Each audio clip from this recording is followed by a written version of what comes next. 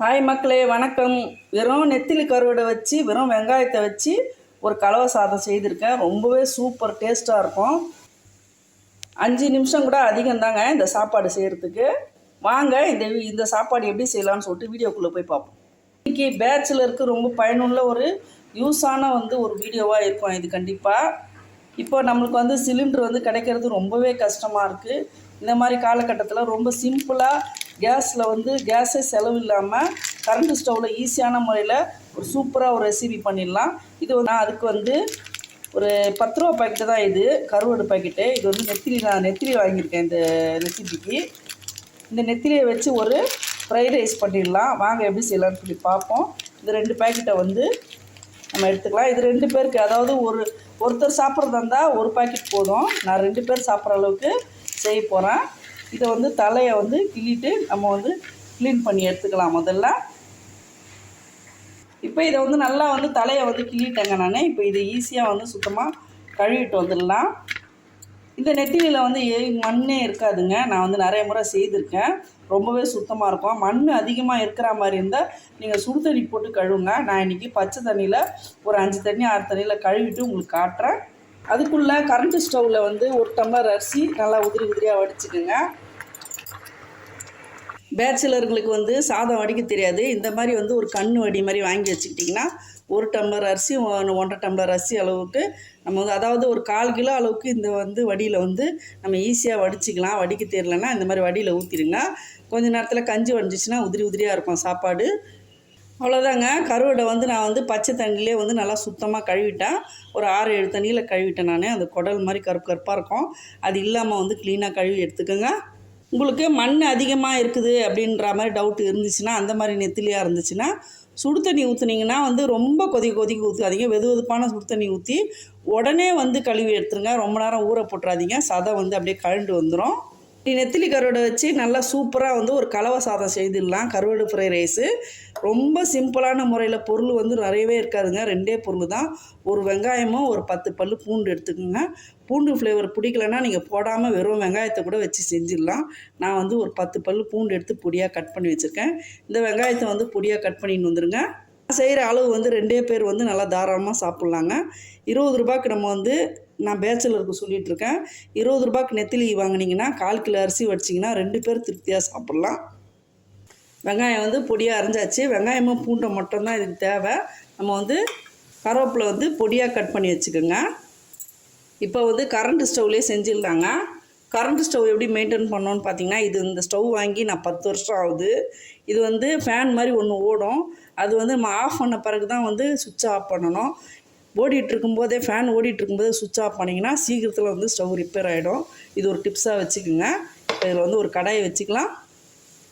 அதுக்கு முன்னே இந்த கருவாடை தண்ணி இல்லாமல் ஒட்டை பிழிஞ்சி தண்ணி இல்லாமல் எடுத்துக்கோங்க. இந்த கருவாடில் கொஞ்சம் கூட உப்பு கிடையாதுங்க. அதனால் நம்ம உப்பு போட்டுக்கலாம். அதுக்கு முன்னே ஒரு சிட்டிக்கு அளவுக்கு மஞ்சத்தூள் ஒரே ஒரு சிட்டிக்கு அளவு போட்டுங்க. ஒரே ஒரு சிட்டிக்கு அளவுக்கு சால்ட்டு போட்டுக்கலாம். லேசாக போட்டுங்க, ரொம்ப போட்டுறாதீங்க. இப்போ நல்லா கலந்து விட்டுருங்க. இதில் குழம்பு மிளகாத்தூள் ஒரே ஒரு டீஸ்பூன் அளவு போட்டுக்கோங்க. வீட்டு குழம்பு மிளகாத்தூள் தான் போட்டிருக்கேன். நீங்கள் கடை மிளகாத்தூள் தான் கண்டிப்பாக இருக்கும். அது இருந்துச்சுன்னா அதில் ஒரு டீஸ்பூன் அளவு போட்டுருங்க. இதை நல்லா பரட்டி விட்டுருங்க. அவ்வளோதான், ரெடி ஆயிடுச்சு. எவ்வளோ குயிக்காக முடிஞ்சிச்சு பாருங்கள். இப்போ இதை பொரித்து எடுத்துடலாம். இப்போ கரண்ட் ஸ்டவ் ஆன் பண்ணிக்கோங்க. ஆன் பண்ணிவிட்டு லோலேயே வச்சுக்கோங்க. ஒரு 1000 வச்சுக்கோங்க. சட்டி காயட்டும். கருவாடு சூடுங்க. அதனால் நான் நல்லெண்ணெயில் செய்ய போகிறேன் இன்றைக்கி. இது 2 பேருக்கு ஒரு 2.5 டீஸ்பூன் அளவுக்கு நல்லெண்ணெய் ஊற்றினா போதும். கேஸ் இல்லையே, கரண்ட் ஸ்டவ் தானே இருக்குது, எப்படி ஒரு சாப்பாடு செய்கிறது குயிக்காக எப்படி முடிக்க முடியும் அப்படின்னு சொல்லிட்டு ரொம்ப குழப்பமாக இருக்கும். இது வீட்டில் செய்கிறவங்களுக்கும் உதவியாக இருக்கும். அவ்வளோதான். 2 டீஸ்பூன் அளவுக்கு எண்ணெய் ஊற்றியாச்சு. எண்ணெய் நல்லா காஞ்சிருச்சுங்க. இப்போ நம்ம 2 ஷிஃப்டாக போட்டுக்கலாம் கொஞ்சம் கொஞ்சமாக. அப்போ நம்ம எண்ணெய் கொஞ்சமாக பயன்படுத்தலாம். ஒரே ஷிஃப்டாக போட்டால் எண்ணெய் அதிகமாக செலவாகும். இது அப்படியே இருக்கட்டும். இப்போ பொரிஞ்ச பிறகு எடுத்துடலாம். ஃப்ளேமை லைட்டாக ஹையில் வச்சுக்கோங்க. ஒரு 2 நிமிஷம் கழித்து ஃப்ளேமை அப்படியே கம்மி பண்ணிவிடுங்க. 1000 வச்சுக்கோங்க.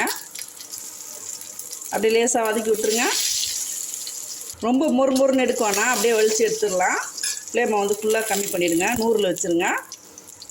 ஸ்லோவாக தான் இருக்குங்க. அந்த ஸ்லோவாகவே இருக்கும்போதே இந்த நெத்திலியை போட்டுருங்க. 2வது ஜிப்த்தை கரெக்டாக இருக்கும். இப்போ ஐ பண்ணிவிடுங்க. 1 நிமிஷம் கழித்து ஸ்லோ பண்ணிவிடுங்க. இப்போ எடுக்கிற பக்குவத்துக்கு வந்துச்சுங்க, ஸ்லோ பண்ணிவிடுங்க, 100ல் வச்சுருங்க. இப்போ எல்லாத்தையுமே எடுத்தாச்சுங்க. இப்போ இது நல்லா ஆறட்டும். அதுக்குள்ளே இப்போ இது ஸ்லோவாக இருக்கும்போதே இந்த பூண்டையும் வெங்காயத்தையும் இதே எண்ணெயிலே போட்டுருங்க. இந்த 2 ஸ்பூன் ஆயிலே போதும். இதிலே பொரிச்சிட்டு இதிலே நம்ம வதக்கிடலாம். இது வதங்கிறதுக்குள்ளே ஒரு மிக்ஸி ஜாரில் இந்த கருவாடை போட்டுக்கலாம். நல்லா ஆறிடுச்சு. இப்போ இதை வந்து தூள் பண்ணிட்டு வந்துடலாம். இந்த அளவுக்கு வந்து தூள் பண்ணால் போதுங்க. ஓரளவுக்கு கொஞ்சம் லைட்டாக குறவரப்பாக இருந்தால் போதும். இதிலே கருவேப்பிலையும் போட்டுங்க. ஒரு 1/2 டீஸ்பூன் அளவுக்கு சால்ட்டு போட்டுக்குங்க. 1/4 கிலோ சாதத்துக்கு நல்லா வதக்கி விட்டுருங்க. இப்போ ஃப்ளேமை வந்து 1000ல் வச்சுக்கோங்க. ஓரளவுக்கு வதங்கிருச்சு. இப்போ வந்து ஃப்ளேமை வந்து கம்மி பண்ணிடலாம்.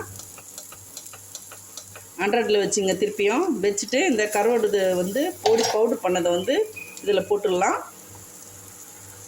ஃப்ளேம் வந்து கம்மி பண்ணாமல் போட்டிங்கன்னா தீஞ்சிரும். இப்படி போடணும். அதுக்காக தான் நான் துல்லியமாக காட்டுறேன். நல்லா வந்து வதக்கி விட்டுருங்க.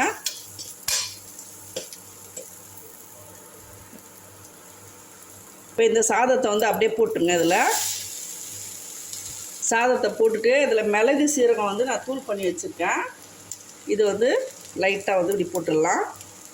ஏற்கனவே வறுத்து தான் பவுட்ரு பண்ணி வச்சுருக்கேன். இப்போ இது எல்லாத்தையும் சேர்த்து நல்லா வந்து கிண்டி விட்டுடலாம்.